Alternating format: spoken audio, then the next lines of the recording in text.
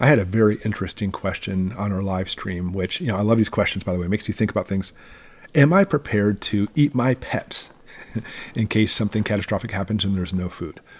I mean, obviously, I would want to say as a prepper that, I don't need to eat my pets because I have an orchard outside. I can hunt. I have a giant garden. I have some food stockpiled. But nevertheless, it's a question we should ask ourselves because it really comes down to this. Desperate times call for desperate measures. And if you completely have no food, I would love to say no. I would never eat my golden retriever. But I have kids, and would I rather have them starve? Because all throughout history, and here's what it comes down to, we have seen in cultures where they have no food that people will indeed eat their pets. Or I've even read some articles where people have eaten animal dung, just doing anything trying to survive. Of course, even reverted to cannibalism as well. So we can say no, there's no way I would eat my pet hamster. But that hamster may become pretty tasty if you have no food for days. These things have happened.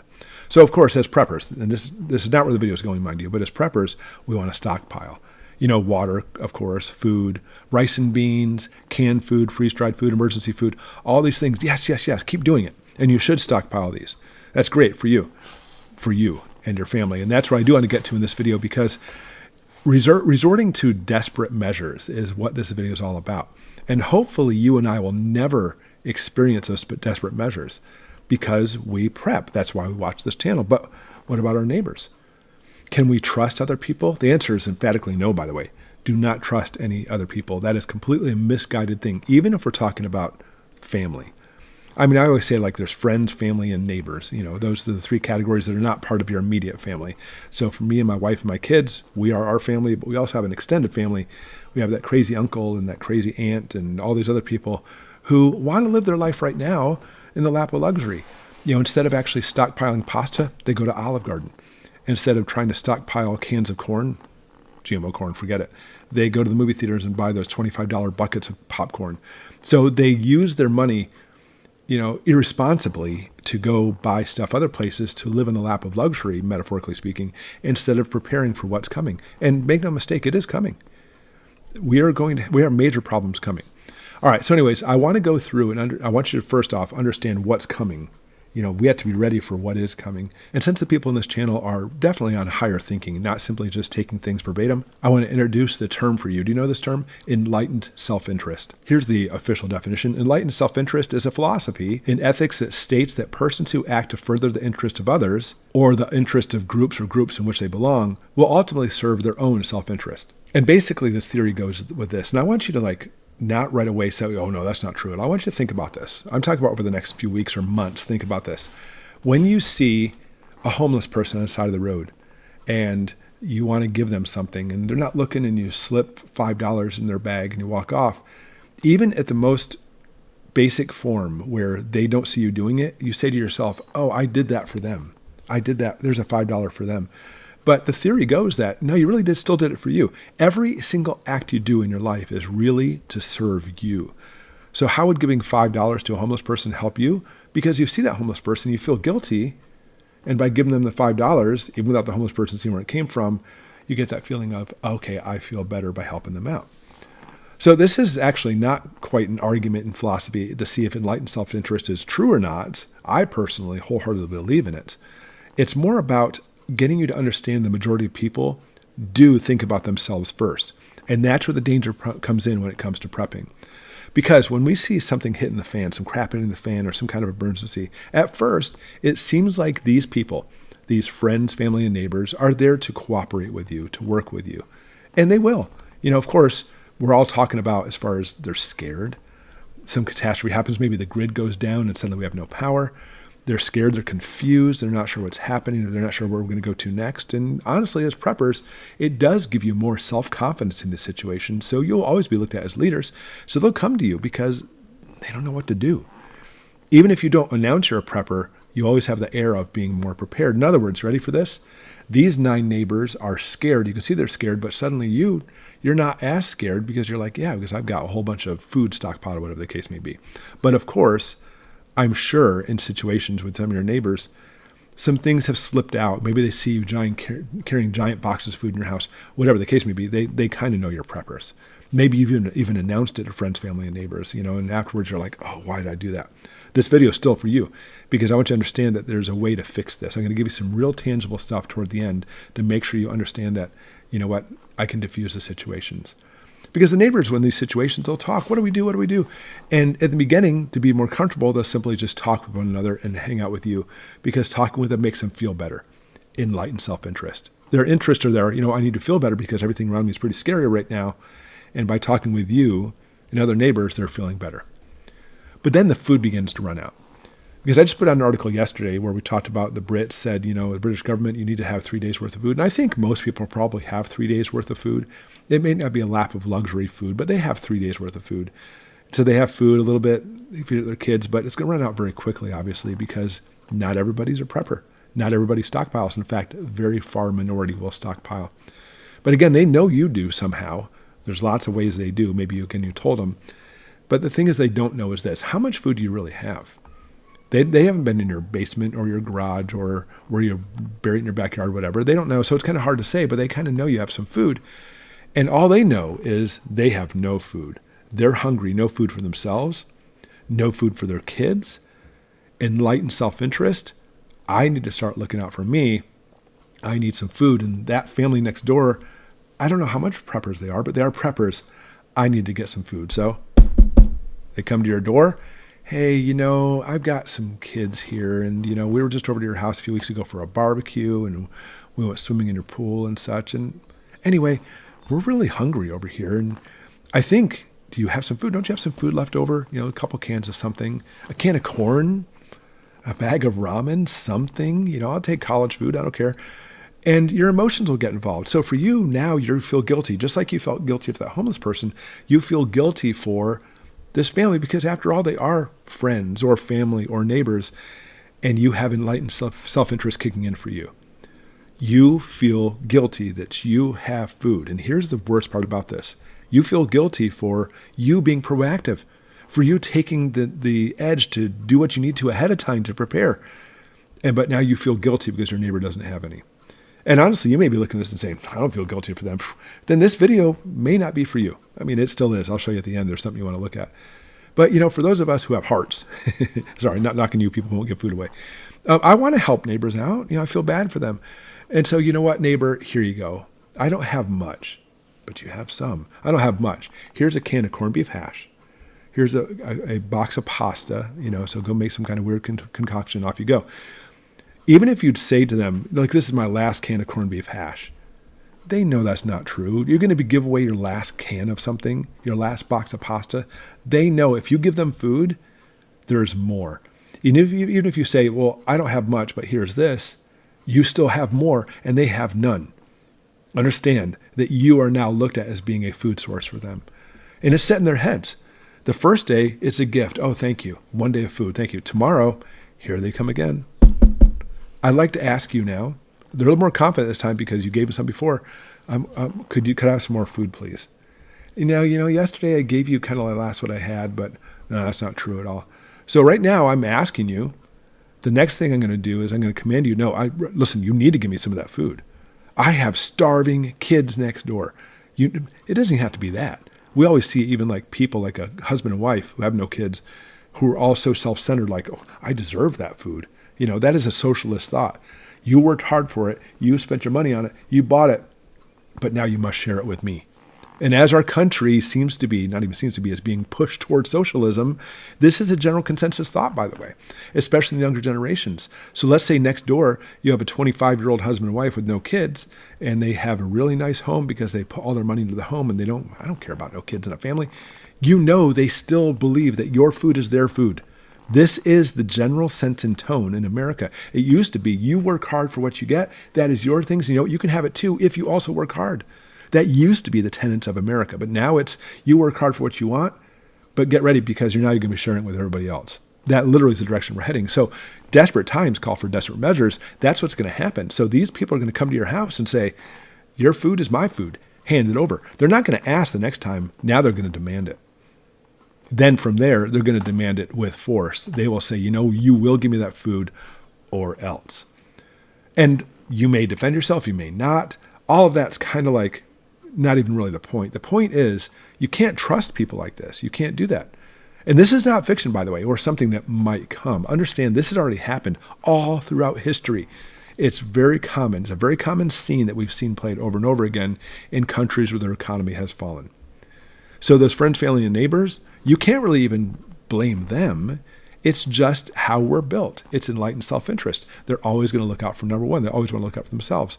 And as long as you serve them, metaphorically speaking, as long as you're there for their self-interest, then they will be your best buddies. But the minute you turn against their interest, I'm giving you no food, you are an enemy.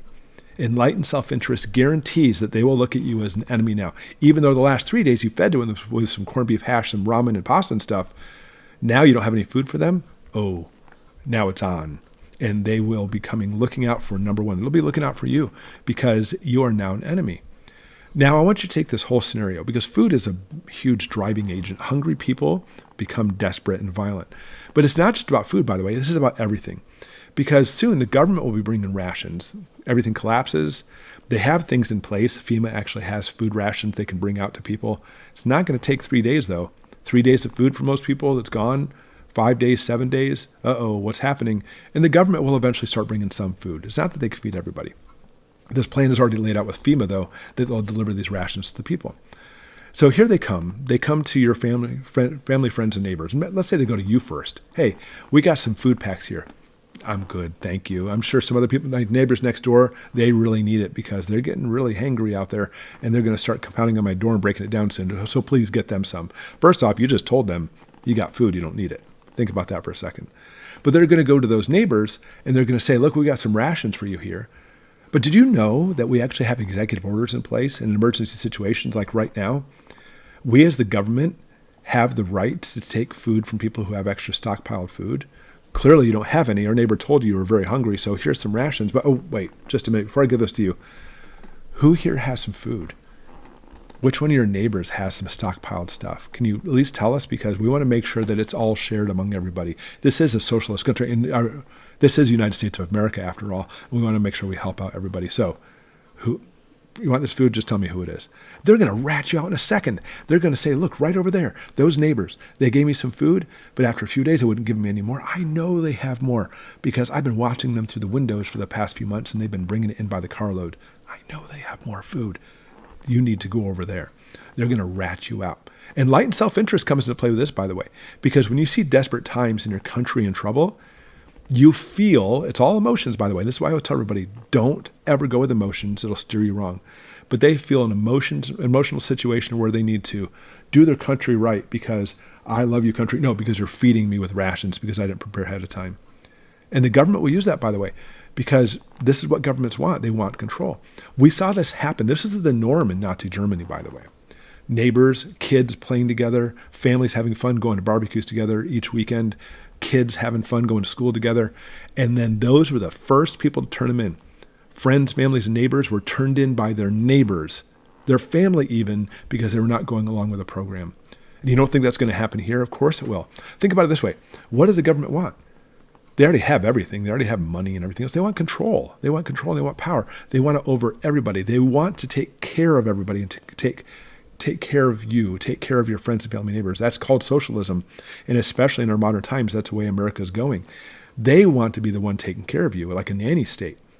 You may be a prepper. You may be self-sufficient. You may have an orchard or stockpiled food or have chickens.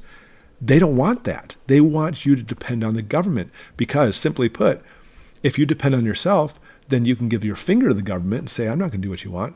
But if you depend on the government for food, most people, not you, most people are happy to turn over their freedoms to the government for more food. And therefore, they have even more to controlling. So this is why they push, by the way, that preppers are so bad. It's really funny because they'll tell you, stockpile 3 days of food. They'll just tell you this. Throughout stockpile 3 days, go to ready.gov, have 3 days, have 7 days worth of food. But that's it.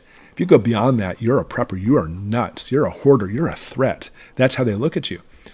So when you see a bad situation happens, and suddenly now, FEMA's bringing food out, and suddenly now they're saying who has the food, those friends, family, and neighbors, enlightened self-interest are going to rat you out in a second. They'll let you know that you have stockpile food in your neighborhood. They know who the preppers are. Give me a break. It's your neighborhood. All these people know that. And they will rat you out in a heartbeat. Because they'll say, look, I begged that person. I demanded, and they still wouldn't give me their food. I know they have some. So the government wants one thing. They want control. They want power over all the people, not just most of them. They want it over you too. And listen, the lack of food is a great motivator. The lack of food really makes people more control. It's all about a controlling mechanism to make that happen. And they will have you eat what they want you to eat, by the way, whatever it might be. New food sources coming down the line. I use that term very loosely. Lab-grown meat, bugs. Of course, we're seeing GMOs all over the place. They want you to eat what they want you to. It's all a control thing. And our food sources, in consequence, also are under attack. We're seeing less things, food plants going down. Our chickens are being taken from us from a bird flu. They use enlightened self-interest for control over you. They play on emotional bondage. See what's happening to the world? See what's happening with everything that's happened? All this stuff's going on. Don't you feel bad? Don't you want to change to make sure it happens all this way? And basically, next thing you know, you're drinking Kool-Aid. So listen, they don't need to. The government doesn't need to go house to house looking for food. You know, they say, oh yeah, they're going to come to a house. So how will they know? Your neighbors know. They don't need to search for you specifically. They just need to ask your neighbors who will rat you out in a heartbeat. Who are the self-reliant ones around here? Do you know of anybody who might have an orchard or have chickens? Hopefully don't keep your chickens inside. You know what I'm saying? Oh yeah, that neighbor right there has some chickens. Oh, really? That's interesting. And the hungry neighbors, to satisfy that hunger, will get some food if they simply just rat you out. It's happened before. It's coming again. So here's some rations now. Just tell me who the food are. These neighbors will hate you because you didn't share. They'll rat you out on her feet. So prep, stockpile, and hide it. The key is, guys, and of course, don't tell friends, family, and neighbors. But overall, here's the key. You cannot let anybody know you're a prepper. You may have already done it. Maybe they know by watching you through their windows. It's not over. There's some things you can do, and it's all about deception. All right, so here's what you do. That neighbor comes over, asked. Next, they demand. Now say, you will give me that food. Say, all right, fine. Obviously, you're really in that situation. Come to my basement with me. Look, and you have some shelves in your basement or your garage or whatever. And let's say you have 3 or 4 shelves, but only thing left on there is a box of crackers and 3 cans of peas, maybe a few little things on there. Say, listen, I know you're really hungry. I really need this food too, but obviously you have kids, so just, this is all I have.